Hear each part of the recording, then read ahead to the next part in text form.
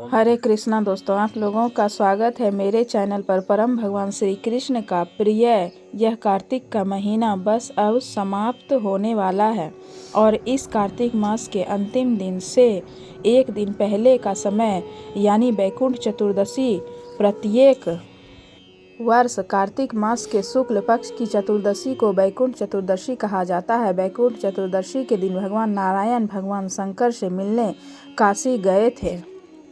बैकुंठ चतुर्दशी का हिंदू धर्म में विशेष महत्व है। दरअसल साल में यह एक दिन ऐसा होता है जब भगवान विष्णु और भगवान शिव की आराधना एक साथ की जाती है। मान्यताओं के अनुसार इस दिन जो व्यक्ति भगवान शिव और विष्णु की पूजा पूरे विधि विधान से करते हैं उसे मोक्ष की प्राप्ति होती है। उस व्यक्ति के जीवन से सभी दुख दूर हो जाते हैं। पुराणों के अनुसार इस दिन किए गए दान जप आदि का 10 यज्ञों के बराबर फल प्राप्त होता है।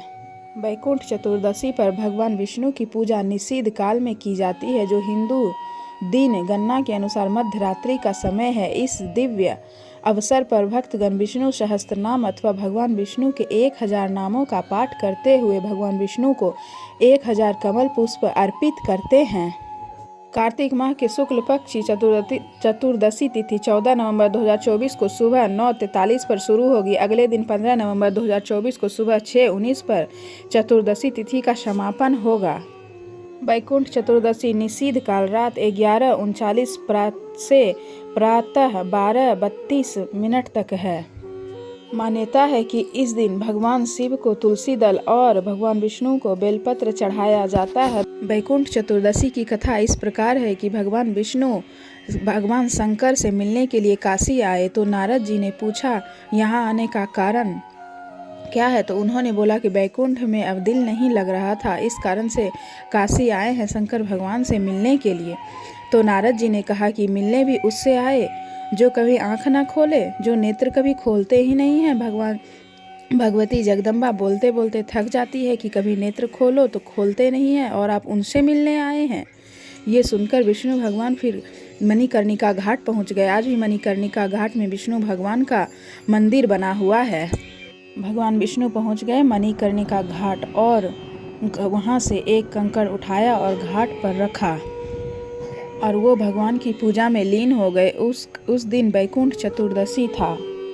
भगवान विष्णु पूजा में इतने लीन हो गए कि कब दिन निकल गया, कब शाम हो गई उन्हें पता ही नहीं चला।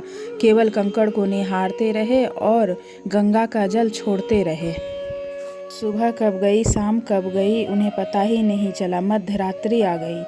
तब उन्होंने सोचा कि पूजा तो कर रहा हूँ, ध्यान तो कर रहा हूँ, पर मैंने दीपक नहीं जलाया। तब उन्होंने लक्ष्मी जी से कहा कि दीपक जला के ले आओ। तब लक्ष्मी जी थाली में दीपक लेके 14 दीपक थाली में लेकर के आई। आज भी विधान है कि बैकुंठ चतुर्दशी के दिन 14 दीपक जलाने का महत्व है। सुबह का दीपक का कोई मान नहीं है, शाम का भी जो मध्यरात्रि में दीपक जलाया जाता है उसी दीपक का मान है और इसमें 14 दीपक जलाया जाता है। जैसे ही लक्ष्मी जी ने दीपक प्रज्वलित किए वैसे भगवान शिव उनके सम्मुख प्रकट हो गए। जैसे देवऋषि नारद जी ने कहा था कि कंकड़ में शंकर है, तो विष्णु भगवान ने उन्हें गले लगाया था, वैसे ही शंकर भगवान ने विष्णु जी को अपने गले से लगाया। इसीलिए इस दिन बोला जाता है हरिहर मिलन। एक नाम इस बैकुंठ चतुर्दशी का हरिहर मिलन भी रखा गया है, क्योंकि इस दिन विष्णु भगवान और शंकर भगवान दोनों गले मिले थे। भगवान नारायण पे प्रसन्न होकर हमारे शिव भगवान नारायण को गले लगाते हैं, इसलिए इसे हमारे हिंदू शास्त्र में हरिहर मिलन का नाम दिया गया। और एक कथा के अनुसार कहा जाता है कि भगवान शंकर ने करोड़ों सूर्यों की शक्ति वाला सुदर्शन चक्र श्री हरि को इसी दिन प्रदान किए थे। एक और मान्यता के अनुसार कहा जाता है कि इस दिन श्री हरि ने जय और विजय को स्वर्ग के दरवाजे खुले रखने का आदेश दिया है। जो भी इस दिन पूजा पाठ बैकुंठ चतुर्दशी का व्रत करते हैं और गंगा स्नान करते हैं उनके लिए स्वर्ग के दरवाजे हमेशा खुले रहते हैं।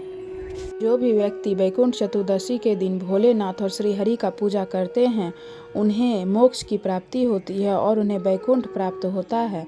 तो इसलिए वैकुंठ चतुर्दशी के दिन जरूर दोनों का पूजा जरूर करें। साल में एक बार ऐसा समय आता है कि इन दोनों की पूजा साथ में की जाती है, इसलिए इस दिन दोनों की पूजा साथ में करें और भगवान शंकर को तुलसी दल और विष्णु भगवान को बेलपत्र चढ़ाएं।